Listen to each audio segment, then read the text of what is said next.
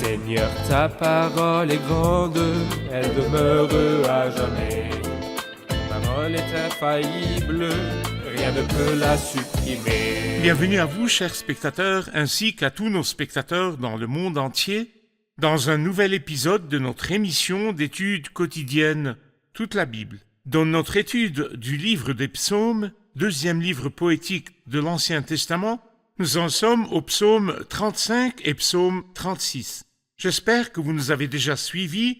Si c'est la première fois que vous nous regardez, tous les épisodes sont disponibles sur le site toutelabible.net. Permettez-moi tout d'abord d'accueillir notre invité, le serviteur du Seigneur qui est avec nous, le frère Youssef Riyad. Bienvenue, frère Youssef. Merci beaucoup, frère Aga. Bienvenue aussi à nos invités, honorés de vous recevoir.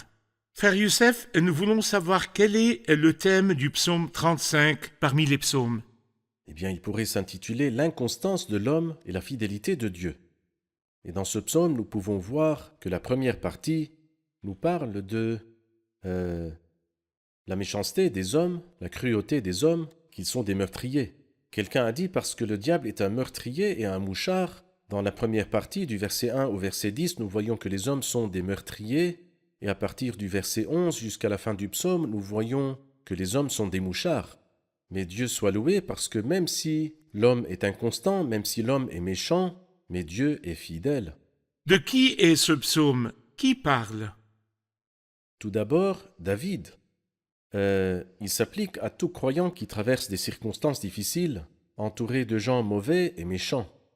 L'homme pieux qui a été le plus exposé à l'injustice et à la méchanceté a été le Seigneur Jésus-Christ. Cependant, en tout cela aussi, il est le chef d'un groupe qui viendra après l'enlèvement, à savoir le reste pieux du peuple terrestre qui croiront au Christ et l'attendront, et qui seront persécutés par la bête et le prétendu prophète dans les années très difficiles de la grande tribulation. Mais ils feront aussi l'expérience de la fidélité de Dieu, tout comme le psalmiste ici a fait l'expérience de la fidélité de Dieu au milieu d'hommes meurtriers, menteurs et dénonciateurs. Ainsi, la fidélité de Dieu se révèle face à l'inconstance de l'homme. Permettez-moi de lire quelques versets et de revenir vers vous avec une question. Éternel, accuse ceux qui m'accusent, combat ceux qui me combattent. Empare-toi du petit et du grand bouclier, et lève-toi pour me secourir. Brandis la lance et le javelot contre mes persécuteurs. Dis à mon âme, je suis ton salut. Qu'ils soient honteux et déçus ceux qui en veulent à ma vie. Qu'ils reculent et rougissent ceux qui méditent ma perte. Qu'ils soient comme la paille emportée par le vent et que l'ange de l'Éternel les chasse. Que leur route soit sombre et glissante et que l'ange de l'Éternel les poursuive.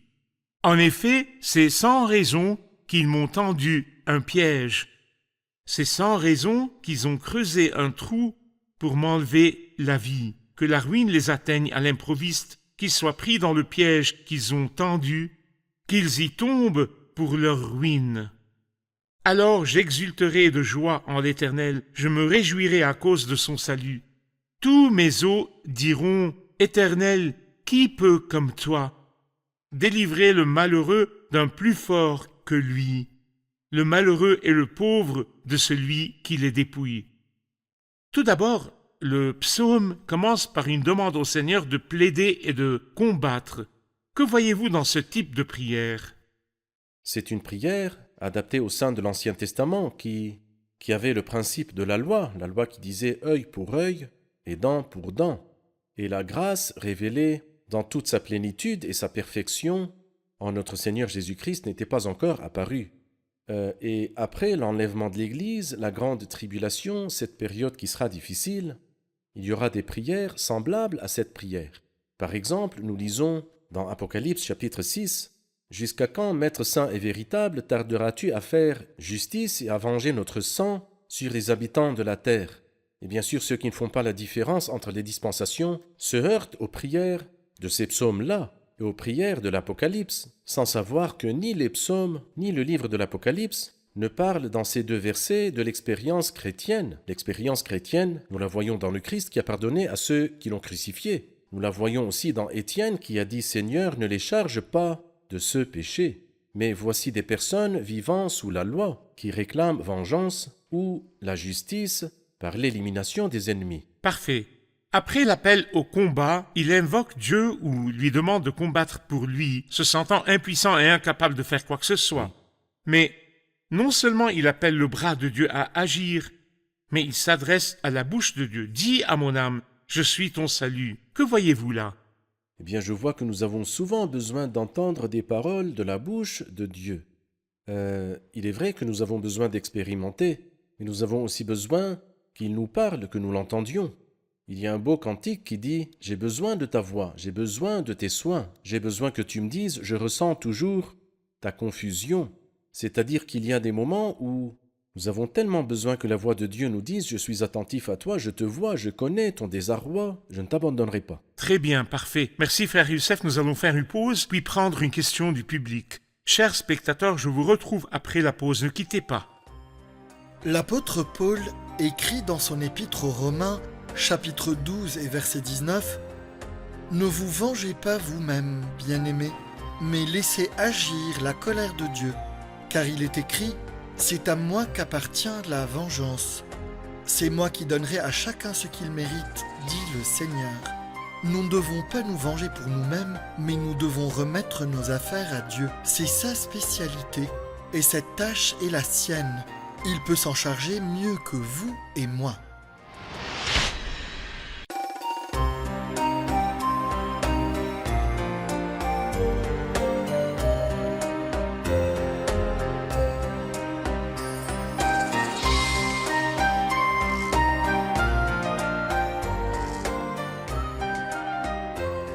Nous revoici, chers spectateurs, pour prendre une question du public.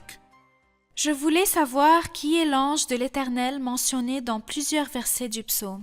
Que l'ange de l'Éternel les chasse. Qui est l'ange de l'Éternel? Qui est-il? Oui, l'ange de l'Éternel apparaît parfois dans l'Ancien Testament comme le Seigneur lui-même, cependant, il faut s'assurer, d'après le contexte, qu'il s'agit bien du Seigneur. Oui, Nous pouvons prendre par exemple Genèse chapitre 22, lorsqu'Abraham a offert son fils, et après il est dit l'ange de l'Éternel appela depuis le ciel, il dit « Je le jure par moi-même, déclaration de l'Éternel ». Et de là nous savons que l'ange de l'Éternel dans Genèse 22 est le Seigneur. Mais tous les versets ne sont pas comme cela, et je ne pense pas que le verset ici est comme cela. Mais ici c'est un ange de l'Éternel qui est venu pour aider le croyant. Et je pense que nous voyons un contraste entre ce qui est dit dans le psaume 34 et ce qui est dit dans le psaume 35. oui, Le psaume 34, le ministère angélique positif, l'ange de l'Éternel, campe autour de ceux qui le craignent et il les arrache au danger. Alors qu'ici, il chasse les ennemis. C'est pourquoi il nous dit au verset 5 qu'ils soient comme la paille emportée par le vent et que l'ange de l'Éternel les chasse et il dit que leur route soit sombre et glissante et que l'ange de l'Éternel les poursuive. Alors l'ange que le Seigneur nous envoie est là pour nous soutenir et aussi pour chasser les ennemis. Verset 10, « Tous mes os diront, Éternel, qui peut, comme toi, délivrer le malheureux d'un plus fort que lui? Le malheureux est le pauvre de celui qui les dépouille. » Il s'adresse à la bouche du Seigneur pour qu'il lui dise « Je suis avec toi, je viens à ton secours. » Et ici, tous ces os parlent au Seigneur. Oui. Qui voyez-vous? Eh bien, il semble qu'il était en difficulté et il semble qu'il avait peu de chances d'être sauvé. Donc il dit au Seigneur, « Dis à mon âme, je suis ton salut. » Cependant, lorsque le Seigneur l'a sauvé, il a dit, « Éternel, il n'y a pas un os de mon corps qui ne reconnaisse pas ta grâce et ta bonté. » Il paraît que les méchants avaient l'intention de lui briser les os. Car il dit dans le psaume précédent, « Aucun de ces os ne sera brisé, n'est-ce pas? » Alors ici, il dit au Seigneur, « Tous mes os diront, Éternel, qui peut, comme toi ?» Une expression magnifique. « Éternel, qui peut, comme toi, délivrer le malheureux d'un plus fort que lui ?» Le malheureux est le pauvre de celui qui les dépouille. Dans les versets suivants, frère Youssef, à partir du verset 11, il blâme des personnes avec lesquelles il a traité avec bienveillance et espérance, mais qui l'ont déçu. Que voyez-vous dans les versets qui suivent? Eh bien, en ce qui concerne l'application historique à David, en fait, il y a une histoire malheureuse dans le premier livre de Samuel, chapitre 23, les habitants de Keïla. David apprit, alors qu'il était dans la grotte, que les Philistins pillaient les aires de battage des habitants de Keïla. Les derniers récoltaient du blé et l'entreposaient, et alors les Philistins venaient voler leur blé.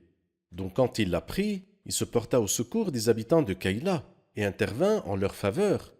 Dans le même chapitre, la Bible nous dit qu'il demanda à Dieu Saül me poursuit. Les habitants de Keïla me livreront-ils à Saül? Ils te livreront. Je dis, ils te livreront. Imaginez qu'ils leur fassent du bien, et voici ce qu'il dit. Au verset 12, ils me rendent le mal pour le bien. Je suis abandonné de tous. Moi, quand ils étaient malades, je mettais une tenue de deuil, j'humiliais mon âme par le jeûne. Mais malheureusement, cela n'a eu aucun effet sur eux. Et même mes prières à eux et pour eux, je priais la tête penchée sur la poitrine, rien n'a eu d'effet sur eux. Et c'est à cause de la profondeur du mal et de la pénétration du mal dans leur être. Parfait. Il dit, j'humiliais mon âme par le jeûne, je priais la tête penchée sur la poitrine. Comme pour un ami, pour un frère, je marchais lentement comme pour le deuil d'une mère. J'étais accablé de tristesse. C'est à ce point qu'il était dévoué à attrister par leur chagrin et leur maladie. Mais ils ne lui ont pas rendu le bien pour le bien. Ils lui ont rendu le mal pour le bien. Exactement. Bien sûr, nous voyons aussi un aperçu de la passion du Christ. Parfait. Il a tellement sympathisé avec eux, il a compati, il a eu pitié, il s'est ému, et il a pleuré. Et malheureusement, à la fin, ils ont préféré libérer un homme meurtrier. Au verset 22, il s'adresse au Seigneur après ce qu'il a vu de la part des gens qui l'entouraient. « Éternel, tu as tout vu. Ne reste pas silencieux. Seigneur, ne t'éloigne pas de moi. Réveille-toi, lève-toi pour me faire justice. Mon Dieu et mon Seigneur, défends ma cause. Juge-moi conformément à ta justice éternelle, mon Dieu.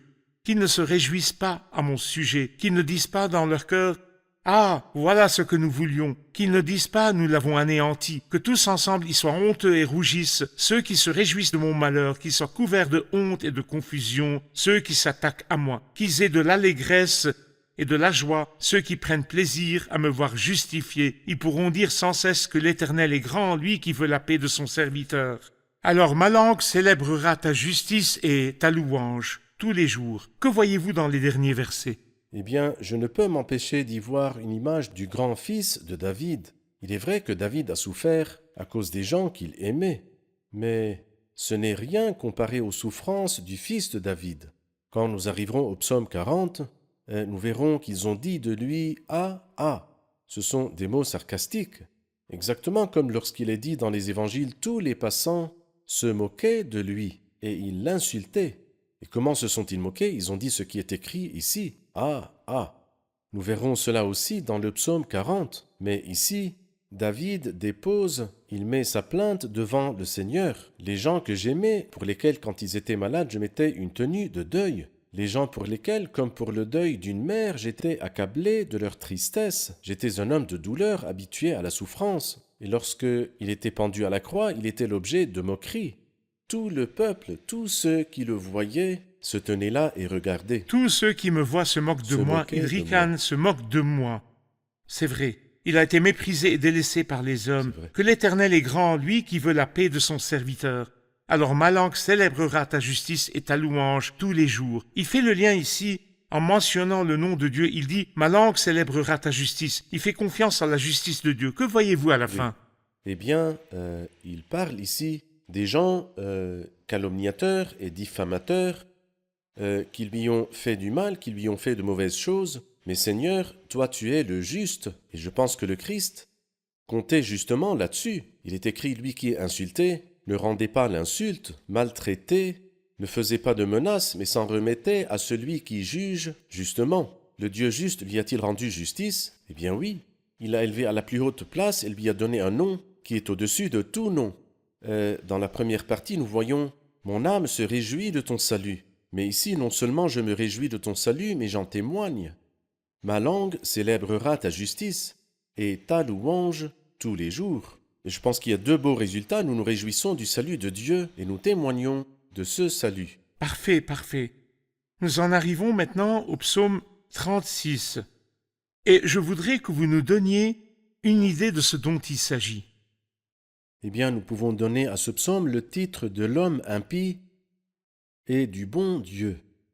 Dans ce psaume-là, nous allons voir que la bonté de Dieu est répétée plusieurs fois, et il parle de cette bonté en termes glorieux, combien ta bonté est précieuse. Mais il commence par la méchanceté et l'impiété de l'homme dans les premiers versets, et ensuite, à la fin du psaume, il divise les hommes en deux groupes, il parle de leur caractère, et de leur faim. Parfait, parfait. Le titre dit « Au chef de chœur du serviteur de l'Éternel de David ». Nous voyons souvent un psaume de David, un psaume de David. Ici, il est dit du serviteur de l'Éternel de David. Que voyez-vous là? Eh bien, je pense que lorsque nous disons serviteur de l'Éternel, cela veut dire soumis à toi. Dans tout ce que tu fais, je suis soumis parce que je suis ton serviteur. Parfait.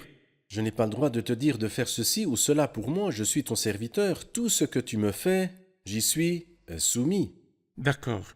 Je vais lire quelques versets, puis faire une pause, puis prendre une question du public. 36e psaume au chef de chœur du serviteur de l'Éternel de David. La parole de révolte du méchant pénètre au fond de mon cœur. La crainte de Dieu n'est pas devant ses yeux, car il se voit d'un œil trop flatteur pour reconnaître son crime et le détester. Les paroles de sa bouche sont fausses et trompeuses. Il renonce à être sage, à faire le bien. Il médite l'injustice sur son lit. Il s'engage sur une voie qui n'est pas bonne. Il ne repousse pas le mal. Éternel, ta bonté s'élève jusqu'au ciel. Ta fidélité atteint les nuages. Ta justice est aussi haute que les montagnes de Dieu. Tes jugements sont profonds comme le grand océan. Éternel, tu secours les hommes et les bêtes. Combien ta bonté est précieuse, ô Dieu! À l'ombre de tes ailes, les hommes cherchent un refuge. Ils se rassasient de l'abondance de ta maison, et tu les fais boire au torrent de tes délices. Car c'est auprès de toi qu'est la source de la vie, et c'est par ta lumière que nous voyons la lumière. Étends ta bonté sur ceux qui te connaissent, et ta justice sur ceux dont le cœur est droit. Que le pied de l'orgueilleux ne m'atteigne pas, et que la main des méchants ne me fasse pas fuir. Ils tombent déjà, ceux qui commettent l'injustice. Ils sont renversés et ils ne peuvent pas se relever. Nous allons faire une pause puis prendre une question du public. Chers spectateurs, je vous retrouve après la pause et si vous avez des questions, n'hésitez pas à nous les envoyer et par la grâce de Dieu, nous essayerons d'y répondre. Je vous retrouve après la pause.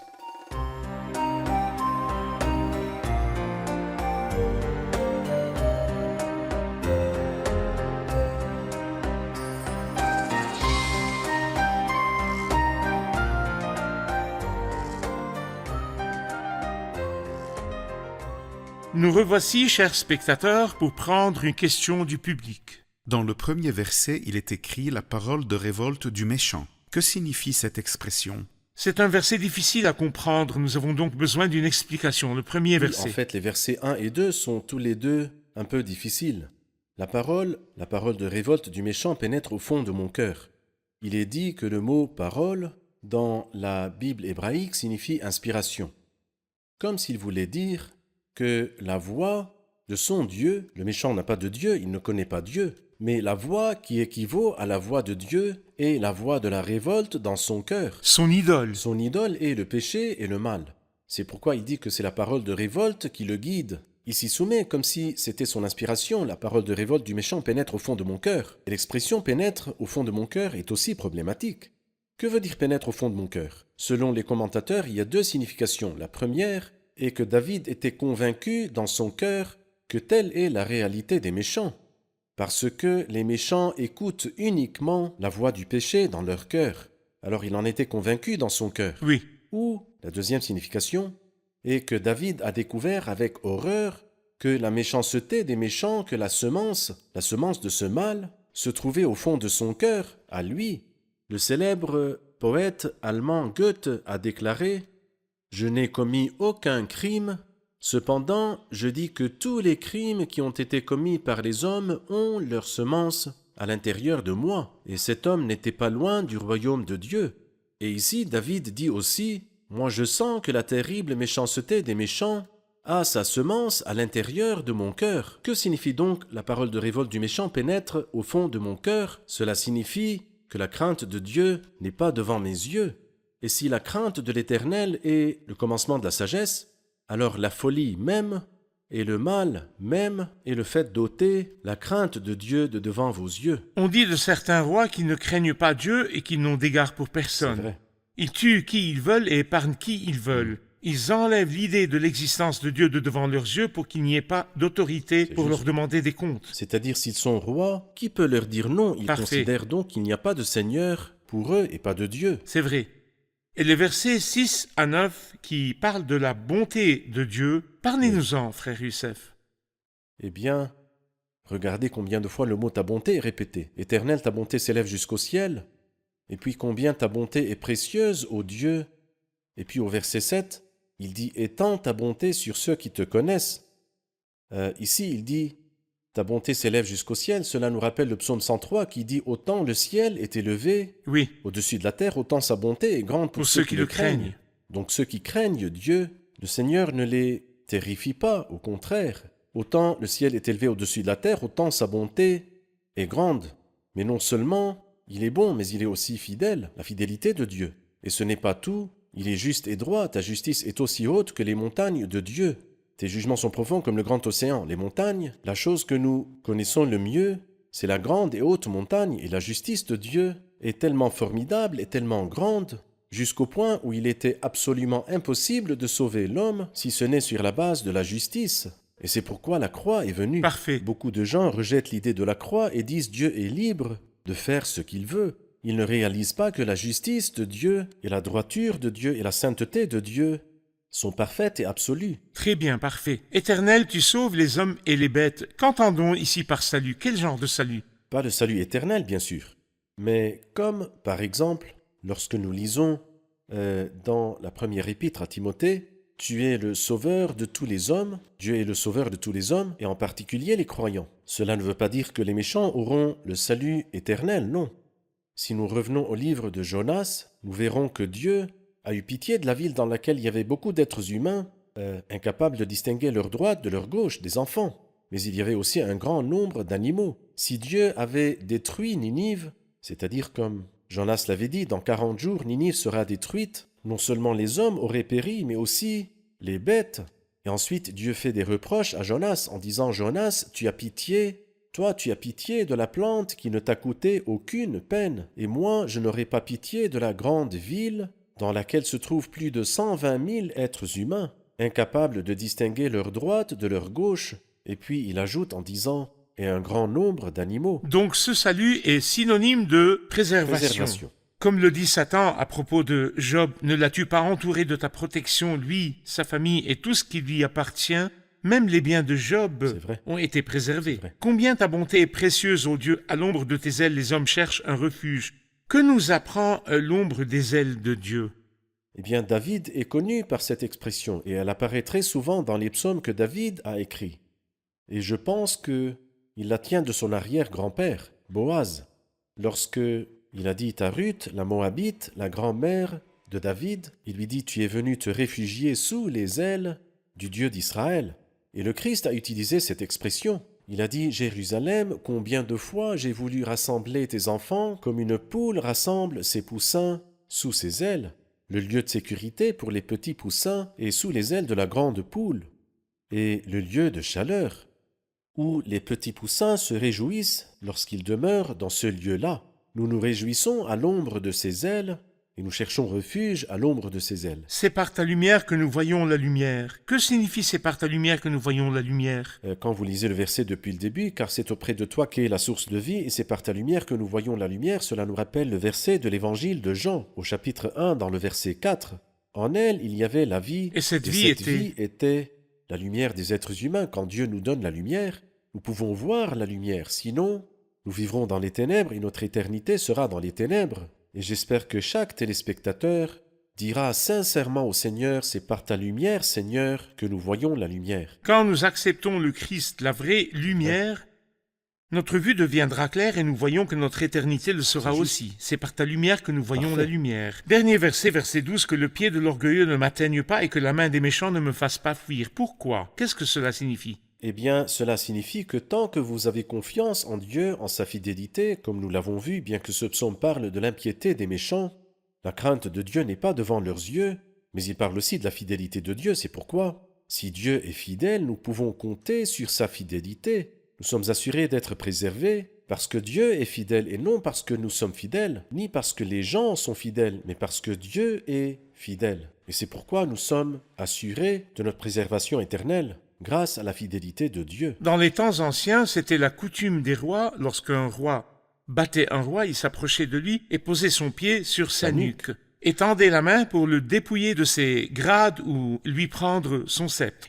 Il pourrait dire ici, aucun ennemi ne viendra poser son pied sur ma nuque, aucune main ne s'étendra pour me prendre mes médailles et mes grades. Ils tombent déjà, ceux qui commettent l'injustice, ils sont renversés et ils ne peuvent pas se relever. C'est nous qui mettrons le plus grand ennemi sous nos pieds. Comme nous le lisons dans l'Épître aux Romains au chapitre 16, le Dieu de la paix écrasera bientôt Satan sous vos pieds. Parfait. Nous louons Dieu pour son intervention par le salut dans le passé comme aujourd'hui. Il est le Sauveur. Que Dieu vous bénisse, frère Youssef. Je me réjouis d'étudier avec Dieu vous. vous bénisse. Passons maintenant aux commentaires du public. Qu'avez-vous appris dans l'épisode d'aujourd'hui? J'ai été très surprise de voir que les psaumes et de nombreuses parties de la Bible parlent du Seigneur Jésus, et c'est très évident. Et j'ai été surprise de voir que ce livre se trouve chez les Juifs et qu'ils le lisent tous les jours, mais ils ne comprennent pas. Mais c'est vraiment parce qu'ils ont rejeté la vraie lumière qui est venue. Ils vivent dans les ténèbres et ne peuvent rien interpréter sans la vraie lumière. Très bien, parfait. Ce qui m'a encouragé, c'est que Dieu est fidèle. Sa fidélité atteint les nuages. Notre infidélité n'élimine pas sa fidélité. Il est écrit de lui que sa fidélité est grande. Sa fidélité est de génération en génération. Parfait. La parole de révolte du méchant pénètre au fond de mon cœur. L'interprétation du mot au fond de mon cœur a fait une grande différence pour moi parce que nous tombons souvent dans le piège de dire « Dieu merci, je n'ai commis aucun de ces grands péchés » ou « Dieu m'en préserve, je ne ferai jamais cela ». Mais nous devons savoir que la graine du péché est en nous. C'est le début du chemin pour jouir du pardon de Dieu. Je n'ai rien de bon en moi et même si je ne commets pas tous les péchés, la graine de chaque péché est en moi. Très bien, parfait. Frère Michel? J'ai appris à la lumière du Nouveau Testament qu'il ne faut pas chercher à se venger de ses ennemis, mais que nous devons prier pour eux et les aimer. Parfait. Très bien. Que Dieu vous bénisse. Merci beaucoup. Merci, frère Youssef. Que Dieu vous bénisse. Combien ta bonté est précieuse, ô Dieu. À l'ombre de tes ailes, les hommes cherchent un refuge. Chers spectateurs, la bonté de Dieu est grande, mais Dieu a aussi préparé un abri. Si vous acceptez l'expiation du Christ, vous serez certainement sous cet abri. À l'ombre des ailes de Dieu est une très belle métaphore. Si un oiseau protège ses petits avec ses ailes, vous entrerez sous l'abri de Dieu, sous le soin de Dieu, sous la protection de Dieu, sous le soin de Dieu, le soin méticuleux de Dieu. Dieu lui-même vous défendra, il déploiera ses ailes sur vous, pour ainsi dire, à l'ombre de tes ailes les hommes cherchent un refuge, mais pour jouir de la sécurité sous les ailes de Dieu, il faut accepter l'expiation du Christ. L'expiation, l'abri qu'il a préparé avec son sang. Acceptez le Christ et recevez le pardon éternel, l'acceptation éternelle, la sécurité éternelle et le salut éternel. Je vous retrouve dans le prochain épisode. Que le Seigneur vous bénisse.